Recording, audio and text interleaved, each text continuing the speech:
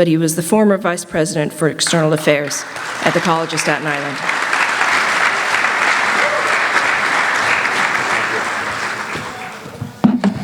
Hello, CSI, and my old Staten Island family.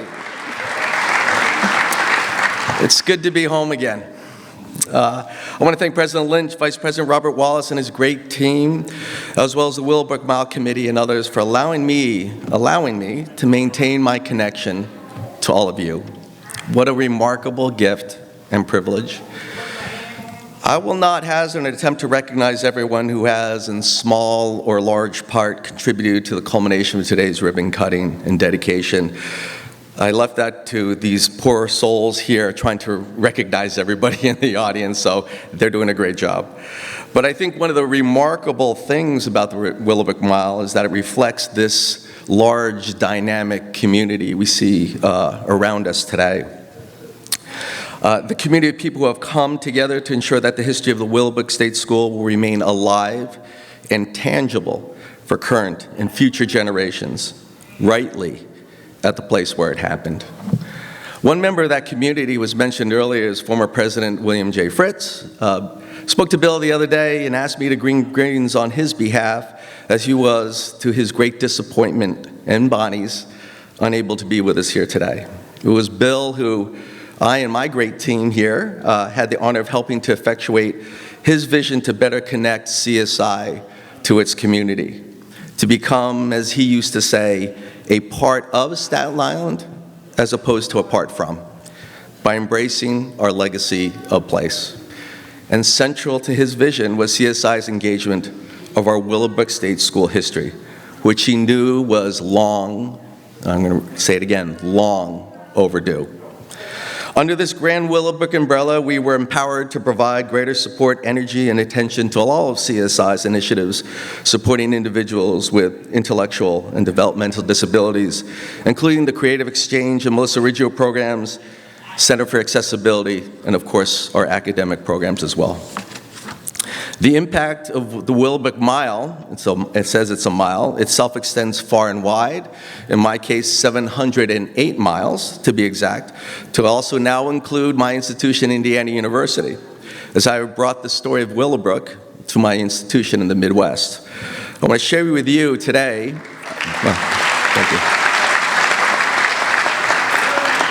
So how embedded it's becoming. Now, let me share something with you. I want to share with an email from one of our great faculty members from our School of Education, a professor of special education, Eunjun Kim, Professor Kim. I let her know of today's event, and I'm going to share her email response to me, which I'm going to paraphrase as follows. Thank you so much, Dr. Iwama. I've just shared this news with my students and asked them to keep this event in their thoughts. Meanwhile, considering what was involved with Willowbrook, I suggest that the School of Nursing and the School of Education discuss together and create our own similar walking event on our campus next year for medical ethics, human rights, and educational rights. Thank you. Dr. Iwama, if you support this idea, and of course you know I support this idea, please let me know. School of Education Dean and I can discuss further and extend our discussion with nursing and start to plan things for fall semester next year. This is just one small example of your immense impact. And so, as I close my remarks, I'd like to share with you a quote Bill and I refer to often when discussing the Willowbrook legacy. And it's a quote from the late United States Senator from Massachusetts, Paul Tsongas, and I think it wraps up, much of what we're doing here today and what we're going to be doing in the future. The quote goes like this: "We are a continuum. Just as we reach back to our ancestors for our fundamental values, so we, as guardians of that legacy, must reach ahead to our children and their children, and we do so with a sense of sacredness in that reaching. To the Willowbrook residents and advocates, we have joined you as guardians of your legacy with a deep sacredness that it deserves. With love and respect, I thank you all. And again, it's great to be back home. Thank you."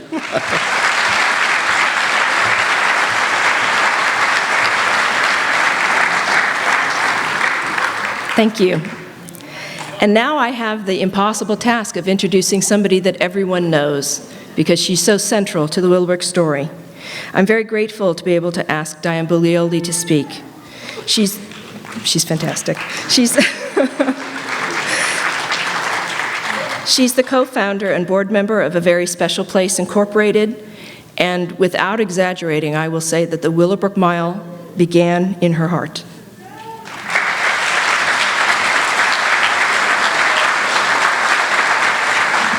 Thank you. Thank you very much.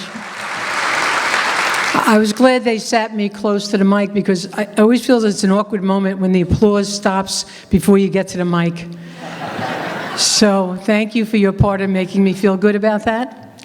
And thank you for the kind introduction, Catherine. Looking at it, this impressive audience reinforces for me that we truly don't accomplish anything on our own. We interact with others, we exchange our perspectives, we then carry parts of each other. We learn, we grow, and indeed we evolve. Sitting before me, I see all of you who have touched my life and this mile, and your words and actions have guided us this journey to this very day. We share an understanding of what is right and what is wrong, and it inspires us to action. A society cannot exist without such a shared understanding. So when one has an opportunity to do something because it is the right thing, it is a precious and imperative moment. In our lives, we do things for all sorts of reasons.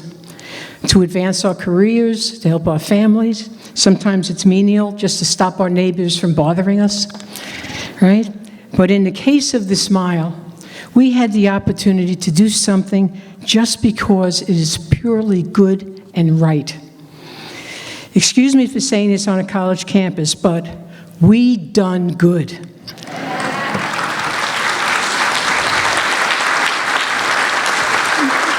And we accomplished this day together.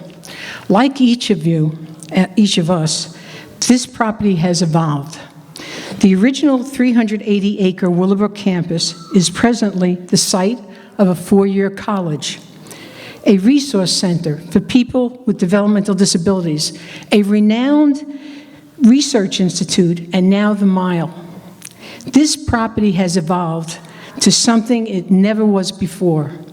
It is progressive, it is educational, it is creative, it is inclusive, and it is collaborative.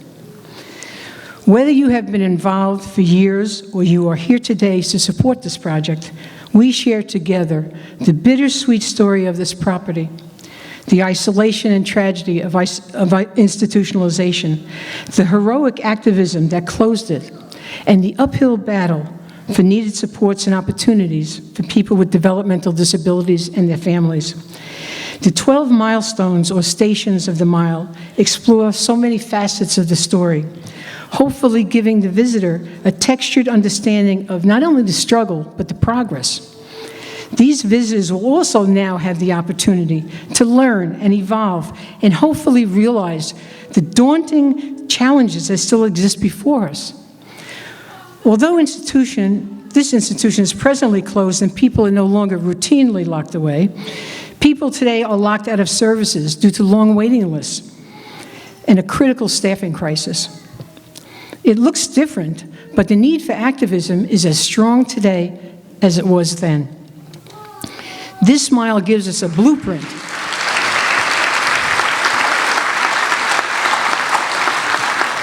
This mile gives us a blueprint of how we need to proceed. It is an enduring, respectful, and truthful presence that can fuel the present to ever repair the tragic weaknesses of the past. As the mile signage declares, honoring the past to protect the future, right?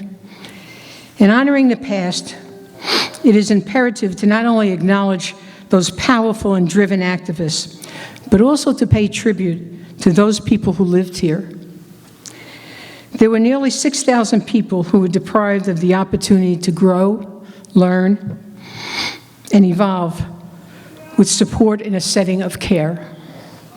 There are many Willowbrook class members here today. I would like to address three of you, because you were here when I worked here, and I have known you ever since. Dr. Bernard, my friend, you are the ultimate activist.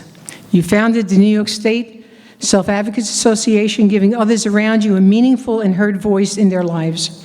You are focused and passionate.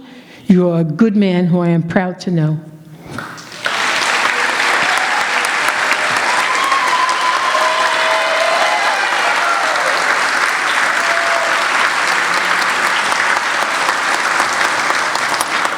Anthony, you are the supreme gentleman, kind and thoughtful. You are a good and compassionate man. Felicia, Buffy, there you are. I have known you since you were a little girl in Building 21 when I was the recreation worker.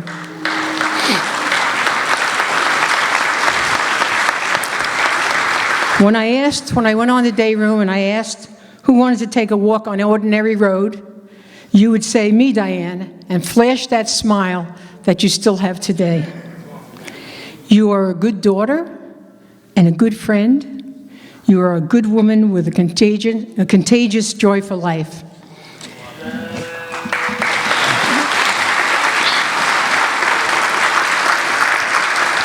As I had mentioned to you, some of the former employees got together to raise money to put the bench at the milestone of Building 19 to honor all of you. When we spoke at that fundraiser, we all had two thoughts. One was wondering how all of you were and where you were. But the overwhelming sentiment was how proud we are of all of you. We doubt that we could have dealt with the challenges and struggles that all of you did. Despite all you endured, you proceeded to become the wonderful and good adults you are today. We admire you and feel honored to have had the opportunity to learn from you in our lives. You are indeed owed deep apologies for the past, but only honor for your present value as people in our society. This world benefits greatly by you being in it, and was greatly lessened when you were not.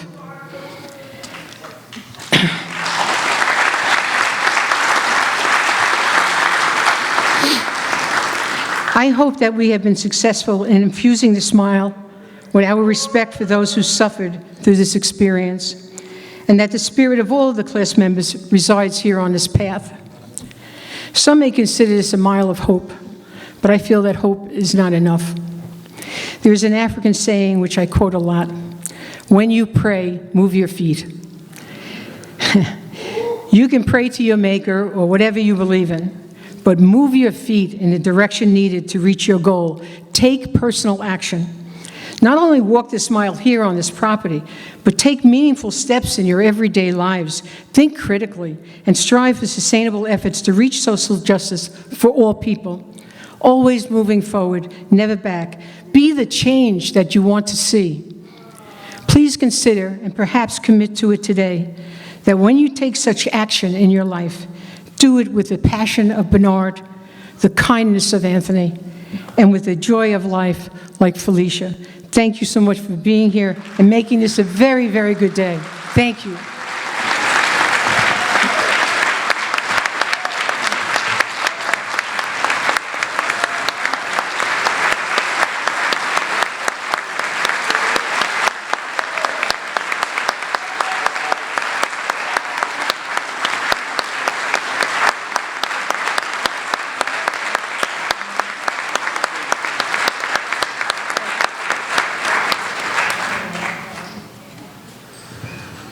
Thank you to all of our speakers for welcoming us. Before we move outside for the ribbon cutting, I want to take a moment to thank the members of the Willowbrook Mile Committee who've been working together to create the Willowbrook Mile. You're going to be hearing from some of them at the ribbon cutting, but I would like to ask them to make their presence known as I introduce them. My co-chair, Nora Santiago, there she is. CSI Urban Policy Analyst and Sustainability Coordinator, Diane Buglioli. Community advocate and activist, former chair of the Staten Island Developmental Disabilities Council, co-founder and board member of A Very Special Place Incorporated, co-chair of the SIDDC Willowbrook Legacy Committee, and creator and host of the CTV series Willowbrook Revisited. Also, Eric Goldberg.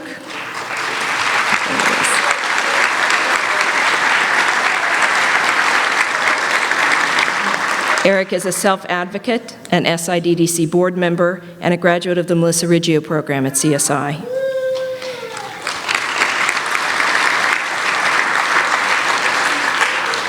Unfortunately, this member couldn't be with us today, Dr. David Good, CSI Sociology Professor Emeritus, but despite not being able to be with us today, along with Diane, he's been a great long-term advocate for the Willowbrook legacy, especially here at the college.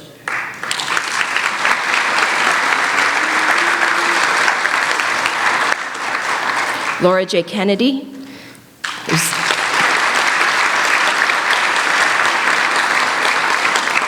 a parent advocate, past president of the ARC of New York, and president-elect of the ARC of the U.S.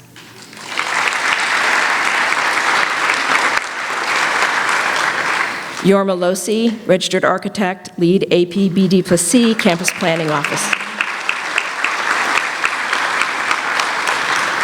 Yorma is the architectural designer of the Willowbrook Mile, and there's a small exhibition in the atrium about her work. Also, I think he's running around making things happen, David Pizzuto, CSI's interim director of communications.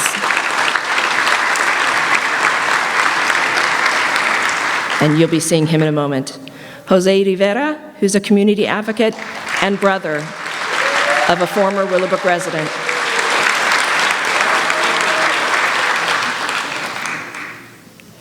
Timothy Smolka. Where's Tim? He might be outside making things happen also. Timothy Smolka, who is a self-advocate and CSI professional staff member and the essential tester for all access issues for our mile.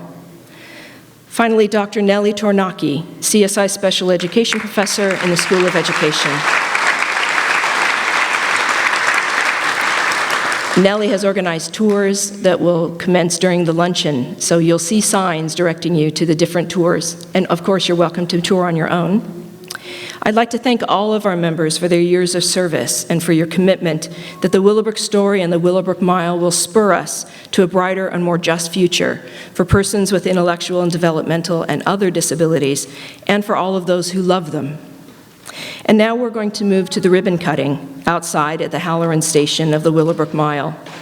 For those who wish to remain here in the theater, we'll be streaming, and I'm going to leave you in the able hands of my colleague, English professor and disability studies scholar, Allison Bardsley. Could you come up, Allison? She'll stay here with you in the room as we live stream the ribbon cutting from just outside onto the screen. And then afterwards, we'll all convene for lunch again in the atrium. So those who wish to come, please start making your way. Thank you.